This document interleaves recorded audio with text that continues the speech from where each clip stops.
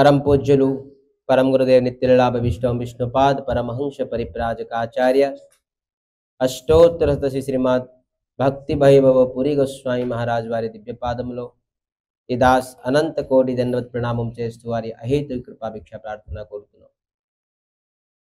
రూపానుగ గురువర్గలు ఆచార్యుల తాలూకు దివ్య పాదములో ఈ దాస్ భూరి భూరి సాష్టాంగ అనంత కోటి దండవత్ ప్రణామం చేస్తూ వారి అహేతు కృపా భిక్ష ప్రార్థన కోరుతున్నాం.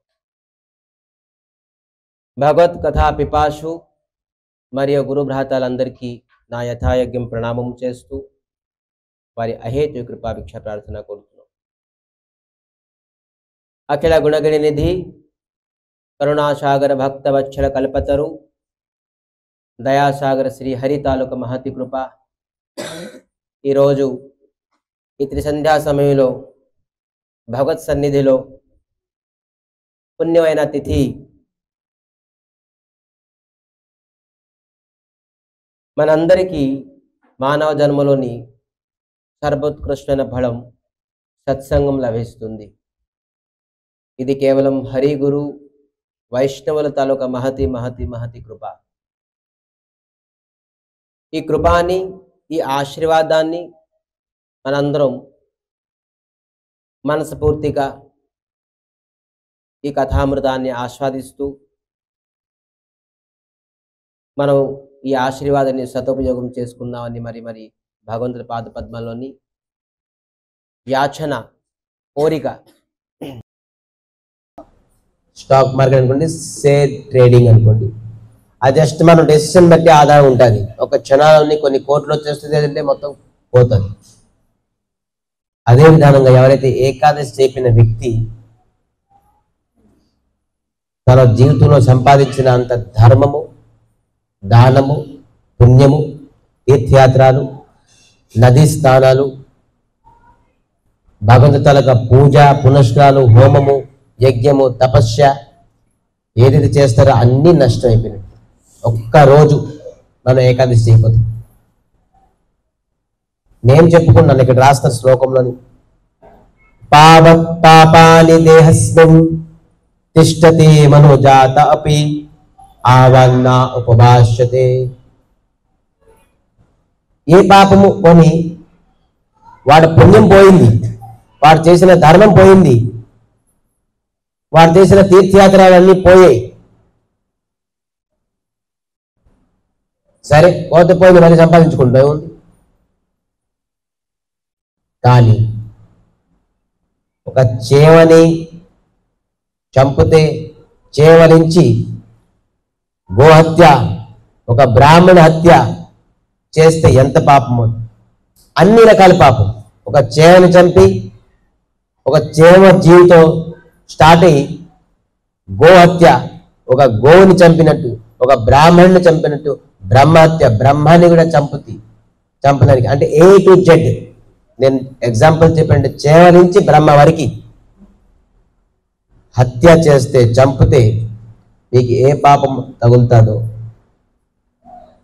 అటువంటి పాపమట ఏకాదశి వ్రతం చేయకపోతే వస్తాం. కావాలొస్తే మీ అందరికీ వాళ్ళ రేపు ఆండ్రాయిడ్ ఫోన్స్ ఉన్నాయి. ఒక సాధు వాక్యంకైనా, ఒక వైష్ణవుడు తనకు వాక్యంకైనా గూగుల్ పైన మీరు ఎక్కువగా నమ్ముతారు. ఏ సాధు ఏదో చెప్తారా అని చెప్తారు. దీనికి పని పాట లేదు, ఉపవాసం చేయండి, వ్రతం చేయమంటారు, నామం చేయమంటారు, కీర్తన చేయమంటారు, జడిపిస్తుంటారు అలాగే. కానీ మీరు యూట్యూబ్ ఏం చెప్తే అది ఖచ్చితంగా వింటారు. యూట్యూబ్లో మీకు ఏదో రోగం వచ్చింది, అది చేస్తారు, ఇది చేస్తే కరెక్ట్ అయిపోతుంది, నెక్స్ట్ డే మీరు అమలం తీసుకొచ్చేస్తారు. అది ఏంటి, ఇది తాగితే నయం అయిపోతుంది అని చెప్పేసి స్టార్ట్ చేస్తారు. అప్పుడు ఆ క్షణమే మీకు ఏ రోగంకి ఆ మెడిసిన్ మీకు యూట్యూబ్లో చూసుకొని ఆ ఎక్సర్సైజ్, ఆ యోగా, ఆ ఫుడ్, ఆ ప్రకారంగా ప్రిపరేషన్ మీ లైఫ్లో యూట్యూబ్కి చాలా ప్రూఫ్. మీరు ఏకాదశి అని క్లిక్ చేయండి. ఏకాదశి చేయకపోతే నష్టం ఏంటి అనేది క్లిక్ చేయండి. ఏకాదశి చేయడం వల్ల మీకు బెనిఫిట్ ఏదని చెప్పి చూడండి. ఖచ్చితంగా మీరు తెలుసుకోగలరు. ఇది దాసేది, ఏదో మోటివేట్ చేసేది అతనికి ఓం శాంతి వెళ్ళి కలిసారు. అతను కలిస్తే చెప్పారట, అల్లాకి మీరు నమ్మండి అని చెప్పేసి. ఓం శాంతి వాళ్ళ పేరు ఓం శాంతి, కానీ మీరు అల్లాకి విషయం, అల్లాయే సుప్రీం, అల్లా దైవం, అల్లాకి మీరు నమ్మండి అని చెప్పేసి చెప్పారట. ఇదే ఎక్కడే రాసింది ఏంటంటే దాని ప్రూఫ్ ఏంటంటే, ఏం లేదు మీరు 7 రోజుల కోర్సు రండి అని చెప్పారట. ప్రూఫ్ ఏమంటే ఏం చెప్పకున్నారు, మీరు 7 రోజుల కోర్సుకు రండి చెప్తాం మీకు అన్ని. ఇది ఇది ఈ ప్రకారంగా రాంగ్ ప్రచారం కాదు, ఇది ఈ ప్రకారంగా మోటివేషన్ కాదు, ఈ ప్రకారంగా చెప్పడాలు కాదు ఈ ధర్మానికి. సో ఏకాదశి చేయకపోవడం వల్ల ఒకటి మన పుణ్యం అంతా నష్టం అయిపోతుంది. రెండోది బ్రహ్మాండంలోని ఏదైతే పాపం ఉన్నదో ఆ పాపం అంతా మన నెత్తి మీదకి వస్తుంది. ఎందుకు వస్తుంది పాపం అండి? ఎందుకంటే ఏకాదశి రోజు నవధాన్యాల్లోని అన్ని పాపాలు నివాసించుంటాయట. ఇది ఏకాదశి స్వయం వరం అడిగింది విష్ణుమూర్తికి. నా తిథి రోజు ఏకాదశి అనేది ఒక దేవి. ఆ ఏకాదశి దేవి వెళ్ళి విష్ణుమూర్తికి వరం అడిగారట. నా తిథి రోజు ఎవరైతే నవధాన్యాలు తింటారో శాస్త్రంలో ఉన్ని పాపాలన్నీ ఆ ఒక నవధాన్యాలని నివాసించాలి. వాళ్ళు ఇండైరెక్ట్ గా పాపమే తింటారు. నవధాన్యాలు తింటే పాపం తిన్నట్టు. ఇది ఏకాదశి వరవడంతో విష్ణుమూర్తి దానికి తథాస్తు అంటూ విష్ణుమూర్తి ఏకాదశి రోజు ఎవరైతే నవధాన్యాలు తింటారో నవధాన్యాలని అన్ని పాపాలని నివాసిస్తుంది కాబట్టి ఆ నవధాన్యాలు మనం స్వీకరించడంతో మనం తినడంతో మనం అన్ని పాపాలను తిన్నాం. అందుకే మన నెత్తి మీద పాపం వస్తుంది. సో నవధాన్యాలు కాకుండా మనం ఏదైనా తినొచ్చు. నవధాన్యాలు లేకుండా అంటే ఫ్రూట్స్ తీసుకోవచ్చు, మిల్క్ తీసుకోవచ్చు, బటర్ మిల్క్ తీసుకోవచ్చు, ఫ్రూట్ జ్యూసెస్ తీసుకోవచ్చు, కోకోనట్ వాటర్ తీసుకోవచ్చు, మరియు పీనట్స్ తీసుకోవచ్చు. కొన్ని ఉన్నాయి.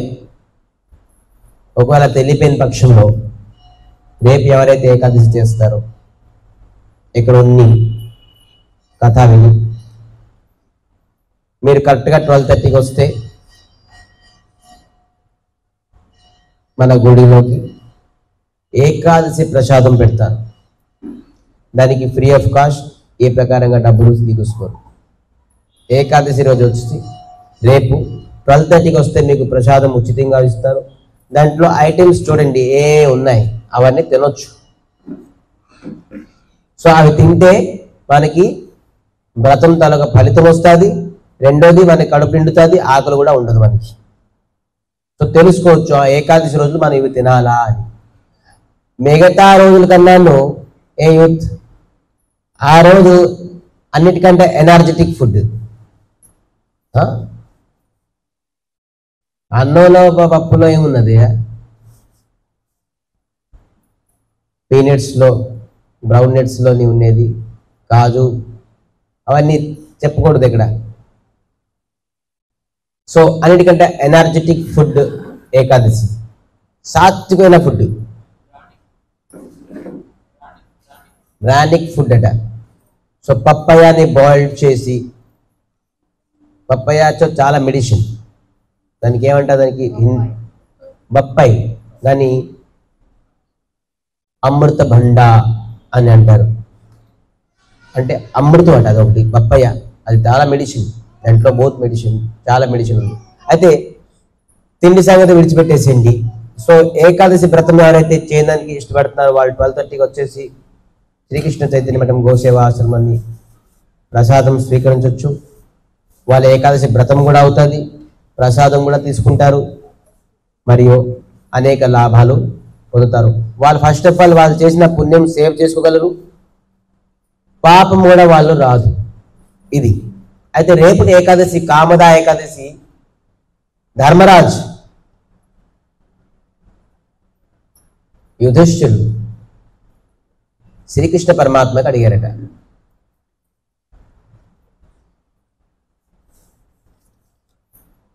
ఏమని అడిగారు? చైత్ర మాసంలో వచ్చిన కృష్ణపక్షంలో వచ్చిన ఏకాదశి పేరు ఏంటి? ఈ ఏకాదశి చేయడం వల్ల లాభం ఏంటి? ఇది ఏ విధానంగా చేయాలి? ఎవరైనా లాభం పొందేరా అని ధర్మరాజ్ యుధిష్ఠిరుడు శ్రీకృష్ణ పరమాత్మ అడిగారట. ఇదే ప్రశ్న ఇతర శాస్త్రాల్లోని రాజా దిలీప్ అని చెప్పేసి రామచంద్రమూర్తి తాలూకా పూర్వీకులు ఇక్ష్వాకు వంశం అంటే రఘువంశంలో ఉన్న రాజు అంటే పినతాత రామచంద్రమూర్తి. మొన్న అయింది కదా రామచంద్రమూర్తి తాలూకా పుట్టినరోజు. అతని పినతాత రాజా దిలీప్ రామచంద్రమూర్తి తాలూకా తండ్రి పేరు దశరథ మహారాజ్. దశరథ మహారాజు అనేందుకు ముందు నాన్న, ఇంకా ముందు నాన్న, అలాగా తాతగారు. దిలీప్ అడిగారట ఎవరికి? గురువు వశిష్ఠులకు అడిగారట. వశిష్ఠులు కూడా ఈ విధంగా చెప్తున్నారు. ఏ విధంగా కృష్ణ పరమాత్మ చెప్తున్నారు. ఈ చైత్ర మాసంలో వచ్చిన కృష్ణపక్షంలోని ఏకాదశి పేరు ఏంటి? దానికి ఈ విధానంగా పాటించాలి, పాటించకపోతే నష్టం ఏంటి అని చెప్పేసి. సో అందుకే కామద ఏకాదశి, ఆ ఏకాదశి పేరు కామద ఏకాదశి. ఏ విధానంగా చేయాలి అంటే, ఒక రత్నపూర్ అనే ఒక నగరం ఉండేదట. ఆ రత్నపూర్ నగరంలోని పుండరిక్ అనే ఒక రాజు ఉండేవారు. ఇక్కడ లోకం కాదు, అది పై లోకం. సో పుండరిక అనే రాజు సభలోని అనేక మంది గంధర్వులు, నర్తకులు, అప్సరసలు, నాగర, కిన్నర ఇటువంటి మహాత్ పురుషులందరూ అక్కడ వచ్చి నృత్యము, గానము చేసేవారట. దాంట్లోని ముఖ్యంగా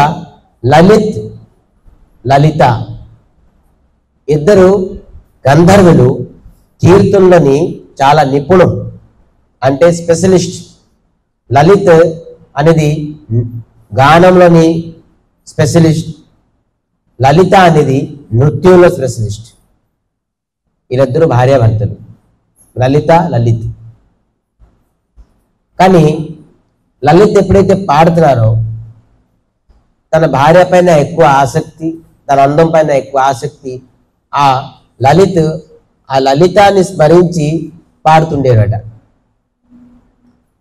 ఆ స్మరించడంతో ఆ స్వరం ఏదైతున్నదో కొద్దిగా భంగం అయిందట. సంగీతంలోని స్మరభంగంకి చాలా పెద్ద అపరాధం అన్నారు, దోషం అన్నారు. సంగీతంలోని స్వరం భంగం అవ్వకూడదు.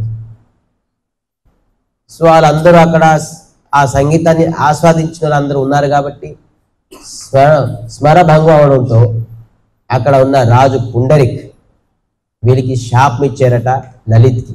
రేయ్, నువ్వు ఏ నగరంలో ఉన్నావు, నువ్వు ఏ లోకంలో ఉన్నావు, నువ్వు అత్యధికంగా కామంలోని ఉండి మీ భార్యని తలుచుకొని స్వరాన్ని నువ్వు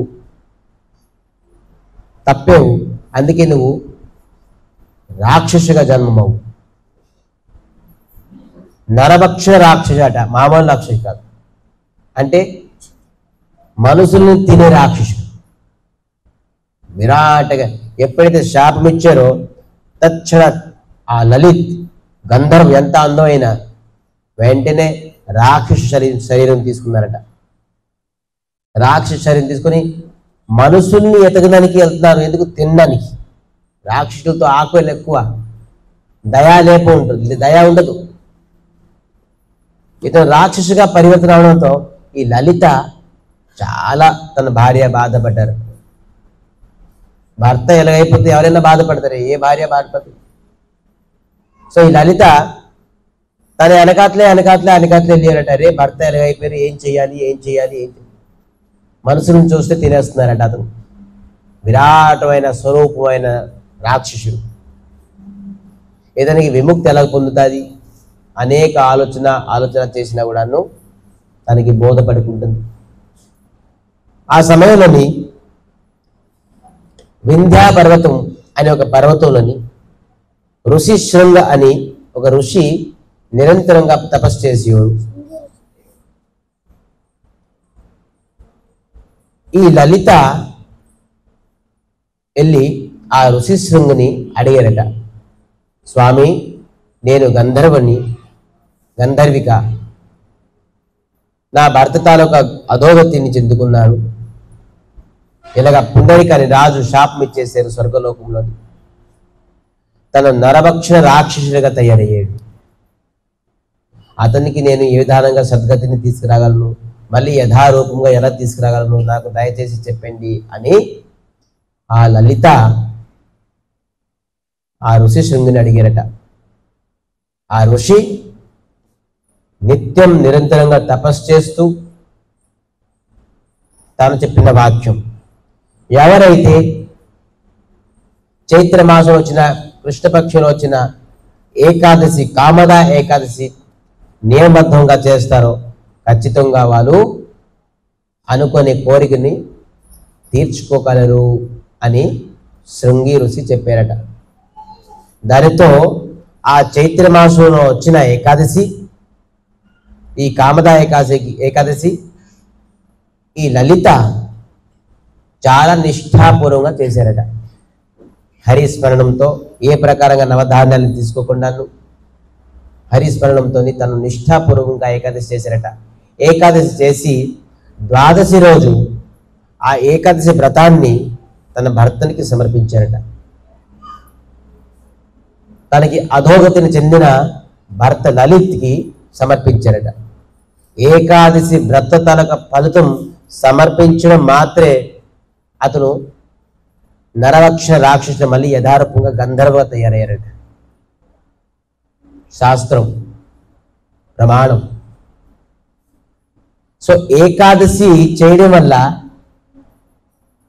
ఇంకోటి ఇక్కడ రాస్తున్నారు బెనిఫిట్ ఏంటంటే, ఎవరికైతే పుత్రులు లేరు, పుత్రకామన ఉంటుందో వాళ్ళకి పుత్రులు కూడా అవుతారట.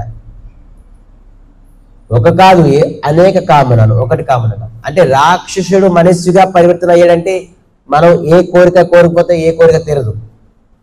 రాక్షసుడు ఇప్పుడు మనిషిగా పరివర్తన అవుతాడా? దానికి ఎందుకు శాస్త్రం రాశారు అది అర్థం చేసుకోవాలి.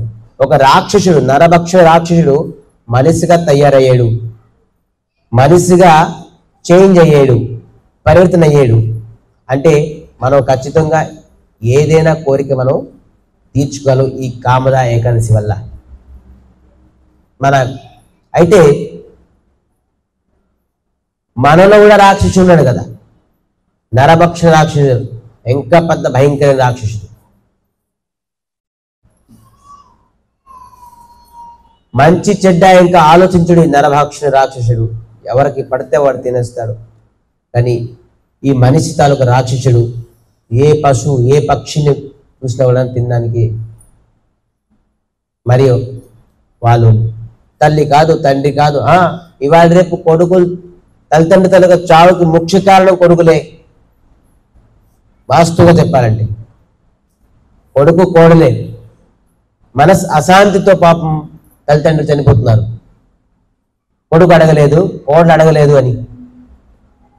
మొన్న ఇక్కడ పాపం నిరంతరంగా సేవ చేయడానికి వస్తుంటారు ఒక ముసలితను, అందరికీ తెలుసు నోటెడే కోస్తాను.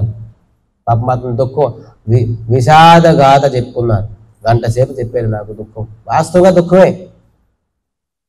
ఎంత సేవ చేసేసి బోల్డ్ ధనం సంపాదించారు, ఇక్కడ అక్కడ అక్కడ ల్యాండ్ ఇల్లు షాపులు దుకాణాలు ఇప్పటికీ స్టిల్ ఉన్నది. కానీ పిల్లల పేరు మీద రాశారు, 2 కొడుకులు. అతనికి చేతి ఖర్చులకి 1000 రూపాయలు కావాలి, 3-4 డేస్కి 5 డేస్కి ఇన్కమ్ వస్తుంది. అలాగా అతనికి వ్యసనాలు ఏంటి లేదు, తాగడం సిగరెట్ ఏం లేదు, ఇంకా పేకాట ఇటువంటి జులై మందు గట్ట ఏం లేదు. ఆ డబ్బు తీసుకెళ్ళి ఆ మనవడికి మనవరాలకి ఏదో ఇంట్లో తీసుకురావడం మంచి చెడ్డ అదే పని ఖర్చు, ఇంకేం ఖర్చు లేదు. మీరు 2 రోజులకి 3 రోజులకి డబ్బులు ఏం చేస్తారని కొడుకు అడిగారట. అది భరించలేపారు. ఎంత ఆస్తి నేనిచ్చి ఆ ఆస్తి తాలూకా సంపాదన ఇప్పటికీ వస్తుందంటే నా వల్లే వస్తుంది, వాళ్ళు నాకు 1000 రూపాయలని నాకు ప్రశ్నించారు అని కోర్టులో వెళ్ళి కేసు వేస్తాను అని చెప్పేసి వచ్చారు. మీకు అడిగి సలహా అడిగి నేను ఏం చేద్దాం అనుకున్నాను, నేను కోర్టులో కేసు ఇస్తే మొత్తం అంతా బయటకు వస్తుంది అని చెప్పేసి అని అనుకుంటున్నారు. కానీ నేను దానికి శాంతగా పరిష్కారం ఏదో విధానంగా ఇచ్చాం. కానీ అంటే చూడండి, అతనికి 60 అబౌవ్. ఇది ఒకటే ఎగ్జాంపుల్ కాదు, ప్రతి ఇంట్లో ఇదే. తల్లిదండ్రికి చూడాలి, ముసలైన తల్లిదండ్రికి చూడాలి. ఏ ప్రకారంగా ఆదాయం లేకపోయినా తల్లిదండ్రిని, ఏ ప్రకారంగా ధనం లేకపోయినా ఆస్తి లేకపోయినా తల్లిదండ్రిని ఏ కొడుకు చూడరు. అయితే వాళ్ళ తల్లిదండ్రుల తరగ చావుకి కారణం వాళ్ళ కొడుకులే. ఇది నరభక్షణ కాదా? ఇది నరభక్షణే, మనిషి రూపంగా నరభక్షణ రాక్షసుడు. సో మనలో ఈ నరభక్షణ రాక్షసులు, ఆ రాక్షసుడికి కూడా కొంత దయ ఉంటుంది. నా తండ్రి రాక్షసుడిని చంపితేను అని చెప్పేసి, నా తండ్రి అయ్యా రాక్షసుడు, నేను చెప్తాను. ఆ రాక్షసుడికి యూనిటీ ఉంటుంది. కానీ మనుషులు యూనిటీ లేదు. మనుషులకి కనే తల్లిదండ్రి పైన కూడా వాళ్ళకి ప్రేమ లేదు. ఆ నరభక్షణ రాక్షసుడి కన్నా అతి దిగజారిపోతున్నాము మనం. ఎప్పుడైతే ఇటువంటి సాత్వికమైన వ్రతాలు, సాత్వికమైన హరే కృష్ణ కృష్ణ కృష్ణ హరే హరే, హరే రామ రామ రామ హరే హరే నామస్మరణం మనం చేస్తామో మనలో ఉన్న రాక్షసత్వం ఖచ్చితంగా పోతుంది. మనుష్యత్వాన్ని మనకి ఉద్భవిస్తుంది, ప్రకటన అవుతుంది. అందుకే ఘోరమైన అన్యాయమైన కలియుగం నుంచి మనం బయటపడాలంటే, ధర్మం ఏంటి తెలియాలంటే, న్యాయం ఏంటి తెలియాలంటే, సద్గతిని తెలియాలంటే ఇటువంటి సాత్వికమైన ఏకాదశి వ్రతం మనం ఖచ్చితంగా చేయాల్సిందే.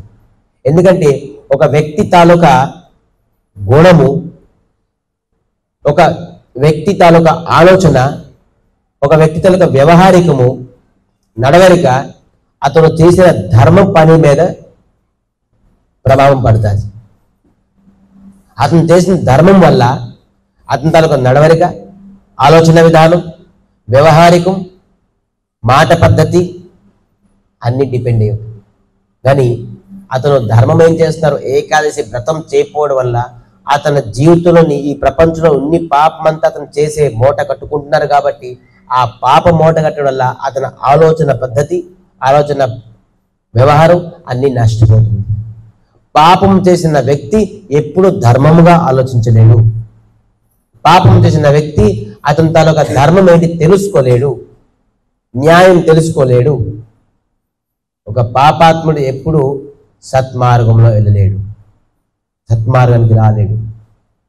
అందుకే ఏకాదశి వ్రతం భంగం చేసి, ఏకాదశి వ్రతంని చేయకుండాను అనేక పాపాలను మూటకట్టి మీ తాలూకా ఆలోచన పద్ధతి, మీ తాలూకా సాత్వికైన బుద్ధిని నష్టం చేసుకోకుండా ఏకాదశి వ్రతం చేసి సత్వగుణాన్ని పెంచుకోండి.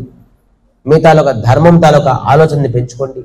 తల్లిదండ్రుల తాలూకా వాస్తవమైన విలువ తెలుసుకోండి. మరియు తోబుట్టునులు, అక్కజెళ్ళు, అందముల తాలూకా విలువలు తెలుసుకోండి. వాళ్ళతో ఎలా వ్యవహరించాలో తెలుసుకోండి. ఈ విధానంగా మనం ధర్మాన్ని పాటించుకోవాలి. అప్పుడే మనకి అందరి తరగ విలువ తెలుస్తుంది. ఇప్పుడు ఏకాదశి వ్రతం చేయడం వల్ల ఇటువంటి సత్సంగంలో కూర్చున్నామే, మనకి భగవంతుడు ఎన్ని జన్మల పుణ్యఫలం ఉండడం వల్ల మనం ఈరోజు సత్సంగంలో కూర్చున్నాం. మీ వల్ల నాకు, నా వల్ల మీకు, నాకు కూడా బెనిఫిట్ పొందుతున్నాను. భగవంతుడి కథ చెప్పడం ఎంత పుణ్యమో వినడం దానికంటే డబల్ పుణ్యం అట. అది ఆచరించు ఇంకా డబల్ పుణ్యం. కథ చెప్పినోడు తక్కువే, 10%, విన్నోడు 20%, అది ఆచరించినోడు 40%. సో అందుకే బెనిఫిట్ ఎవరైతే ఆచరిస్తారో, అయితే అందుకే సౌండ్ పెంచమని చెప్పాను నేను. ఎందుకంటే నేను చెప్పింది నేను వినాలి అని, నాకు 20% రావాలి. అది నేను చెప్పింది నేను ఖచ్చితంగా రేపు ఆచరించాలని చెప్పి నాకు 40% రావాలని చెప్పేసి, నేను చెప్పేవాడు ఖచ్చితంగా చేయాలి. లేదంటే ఆ చెప్పే వాక్యాలకి విలువ ఉండదు. సో చిన్న కథ చెప్పేసి ఈరోజు విరామం చేద్దాం. ఒక వ్యక్తి ఈ విధానంగా నాలాంటి వాడు ఒక ప్రవచనం చెప్పేవాడట. కానీ నాకు భార్య లేదు, ఆ ప్రవచనం చేసినడికి భార్య ఉన్నది. ఆ రోజు సాత్వికంగా తినాలి, ఎక్కువగా కారం ఉండకూడదు, ఎక్కువగా ఆయిల్ మసాలా ఉండకూడదు, సాత్వికమైన ప్రసాదం తింటే సాత్వికమైన ఆలోచనలు వస్తుంది, మాంసాహారం తినకూడదు, చేపలు తినకూడదు, ఇటువంటి బోల్డ్ ప్రవచనం చెప్పాడు ఆహారం గురించి. ఆ ప్రవచకుడు ఊర్లో అందరూ వాళ్ళ భార్య దగ్గరికి వెళ్ళి, మీ భర్త భలే చెప్తున్నాడయ్యా, ఏం చెప్తున్నాడు, అందరికీ మనసు ఆకృష్టం చేసేస్తున్నారు, వాస్తవంగా చాలా బాగా చెప్తున్నారు, మంచి ప్రవచకుడు మీ భర్త. ఓహో, నేను ఎప్పుడు ఇంట్లో నుండి ఒక్కరోజున ప్రవచనం వినలేకపోతున్నానే అని ఆ భార్య ముందే వంటగట్ట చేసేసి ఆ ప్రవచనానికి వచ్చారట.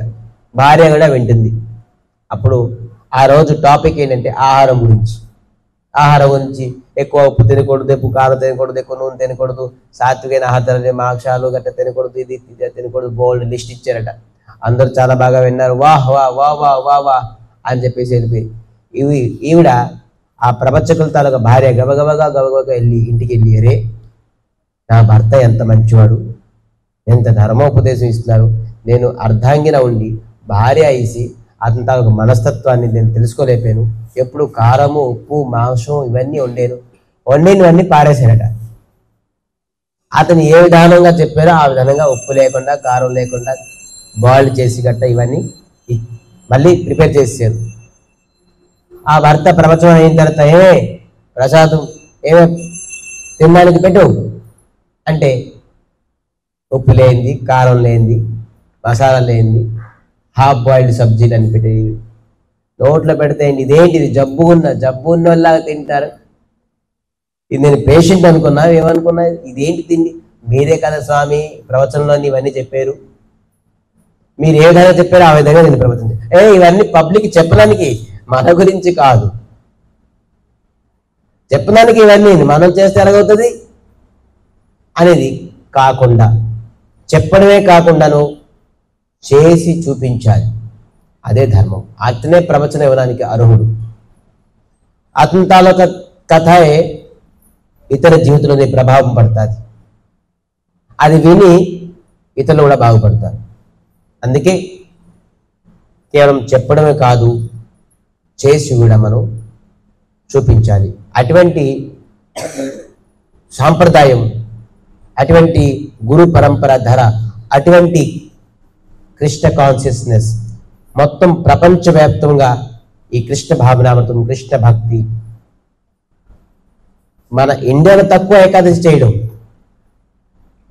మీరు చూస్తే ప్రపంచవ్యాప్తంగా కృష్ణ భక్తులు ఎక్కడున్నారో ఖచ్చితంగా వాళ్ళు నియమరూపంగా ఏకాదశి వ్రతం చేస్తారు.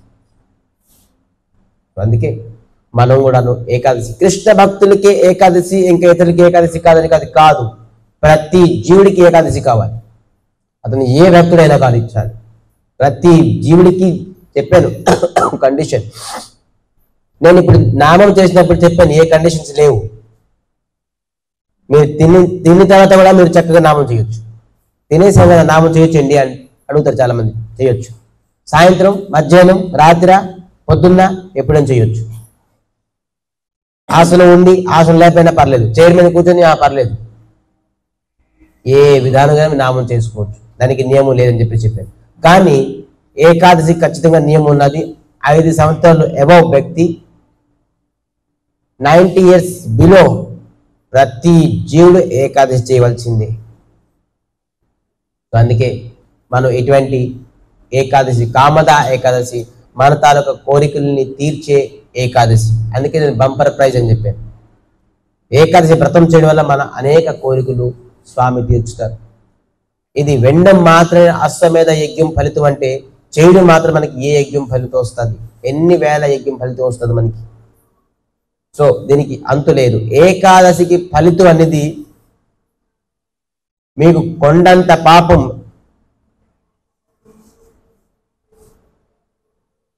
మొత్తం అంతా బూడిదైపోతుంది. ఆ కాటన్ని అగ్గిపెట్టి కాల్స్తే ఎంత క్షణం పడతాదో, ఏకాదశి వ్రతం కొండంత పాపము ఏకాదశి చేయడం వల్ల పాపము ఒక క్షణంలోని తరిగిపోతుంది అని శాస్త్రం చెప్తుంది. సో ఇటువంటి లాభదాయకమైన ఏకాదశి, దీనికి ఈ ఏకాదశికి వ్రతరాజ్ అన్నారు.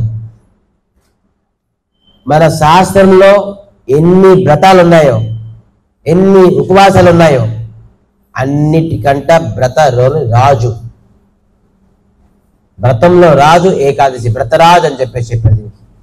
ఈ రాజుని పట్టుకుంటే మనకి ఏమైనా ఇంకెవరికి పట్టుకోవాల్సి ఉన్నదా? ఇంకా రాజు మన చేతిలో ఉంటే మనకి ఏది అసాధ్యమైన వస్తువు ఏం లేదు. వ్రతంలో రాజు అని తాలూకా వ్రతం తాలూకా ఫలితం దీంట్లో వచ్చేస్తుంది. సో ఏకాదశి చేయడం వల్ల A to Z పాపం ఎలాగొస్తుందో, ఏకాదశి చేయడం వల్ల A to Z పుణ్యం కూడా మనకు వచ్చేస్తుంది. A to Z వ్రతం తాలూకా ఫలితం కూడా మనకు వస్తుంది. నష్టం ఎలాగో లాభం కూడా అలాగే. చేయకపోతే నష్టం ఎలాగో, చేస్తే లాభం కూడా అలాగే. సో అద్భుతమైన రోజు, మనం ఖచ్చితంగా ఏకాదశి చేయాలి, నియమపూర్వకంగా చేయాలి. సో ఇటువంటి ఏకాదశి తాలూకా ఫలితం ఈరోజు తెలుసుకొని మనం చాలా ధన్యం. మనం విన్న మాత్రమే అశ్వమేధ యజ్ఞం మనకి ఫలితం దొరికింది కాబట్టి ఈరోజు ఈ కథాని ఇక్కడే విరామం చేస్తాం. సో ఈరోజు కథకి, ఈ కథారూపం తాలూకా వాక్యాలకి పుష్పరూపంగా శ్రీ గురుపాదపద్మలోని సమర్పిస్తూ, మరియు అఖిల బ్రహ్మాండ సృష్టికర్త ఏకైక నాయకుడు శ్రీ కృష్ణ పరమాత్మ తాలూకా ప్రాణపద్మలని నేను సమర్పిస్తూ ఈరోజు కథాని విరామం చేస్తూ వంచాకల్పతరు పతితానం పావనేభ్యో వైష్ణవేభ్యో నమో.